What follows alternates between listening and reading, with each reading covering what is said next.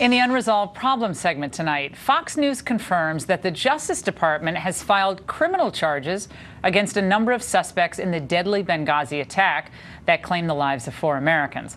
But listen to what Charles Krauthammer said last night about the timing of this news.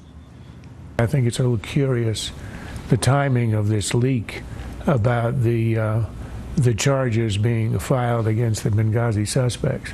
We have known who they are. Obviously, journalists have spoken to them. They've been out there in the open for days, for weeks, for months. I'd say better late than never. Joining us now from New York, liberal blogger and Democratic strategist, Steve Laser. Okay, Steve, have at Krauthammer. You heard what he said. He floated the possibility that about 10 months after the attack, we suddenly filed charges, including against the man that we knew back in October was in that compound that night and who we think is linked to that al-Qaeda affiliate in the area, okay? So right. We knew who he was, and Mr. Khatallah, and Fox News even interviewed them back in October, sat down with him. Our own correspondent did there. So it is a little interesting that it's right now that we have these charges. Well, when you think about it, I mean, the entire timing question is ridiculous. You know, there's an investigation that has to happen before we figure out whether or not we're going to charge somebody, whether somebody's a suspect. And I think, you know, this is a situation that Republicans and Democrats should be standing together to try to get these people who attacked our country, who killed our ambassador. And, you know, this is just, you know, why would you make these accusations? It reminds me of during the Clinton administration. Every time Bill Clinton went after al-Qaeda, you had these accusations of wagging the dog and everything like that. That didn't turn out so well. I mean, we should have all supported Bill Clinton in going after al-Qaeda. I see something very similar going on here, and this is something that the effort should be supported to get these guys, to get them off the street so they can't attack us again. Yeah, you mean Clinton going after Osama bin Laden back in '96 when we lost track of him, or are you talking about later? Oh, there were tons of attacks during his second term in office. Yeah, there certainly was. The USS Cole was one of them. Let's talk about what happened last night. The CNN special. The foreign correspondent sat down and interviewed Ahmed Abu Khatallah, who today was charged, or in the last 24 hours was charged by our Justice Department. Let's listen. Okay. Did anyone from the American or the Libyan government side try and get in touch with you? Never. Never? Never. And if they tried, are you ready to meet with them? Yes, no problem. But not as an interrogation, as a conversation like the one we are having with you now.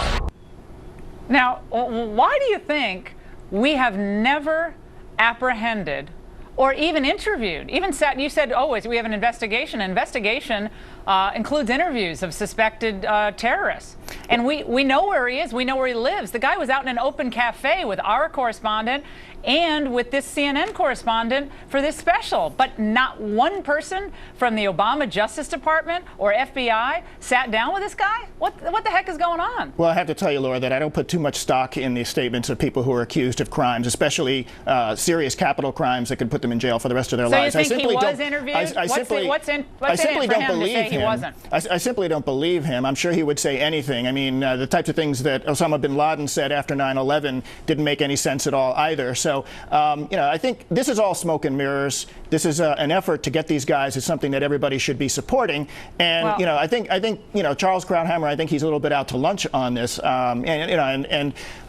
It's fine to criticize the president. It's fine to say that there are some things that we should have done differently in the lead up to Benghazi, but hampering his efforts, saying that he should wait for a politically more hospitable environment to go after criminals who have attacked the United States, who have killed our people? Steve, unfortunately, the fact that the country was misled for weeks after the terror attack, which even you know, our friends over at CNN admitted in their special last night, misled, misstated, lied. I have about no idea where the CNN's getting their information. The Benghazi Accountability Review Board completely disputes that. When they claimed that this was the result, likely, of a protest because of a video, and that went on for weeks, when there was never and that's completely understandable because there were protests around 4 or 5 other embassies. There was no protest that night in Benghazi. That has been shown. But there were protests at 4 or 5 other embassies is completely understandable None to in confuse that Benghazi. with that. It was a lie, and they propagated the lie. That's why nobody trusts them today. The CNN today. report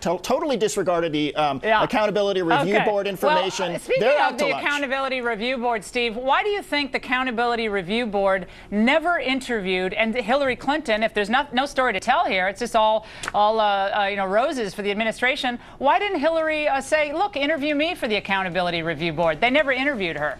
Hillary had testified twice before Congress on Benghazi. Pretty much everybody that Congress wanted to interview. Steve, everybody that Congress wanted to interview on the administration went before multiple times before Congress. They provided all the information that they wanted. Hillary, ARB, MIA. That's the title of the article I'd write about this. Steve, it's good to see you. Thanks for joining us. Laura. And coming up.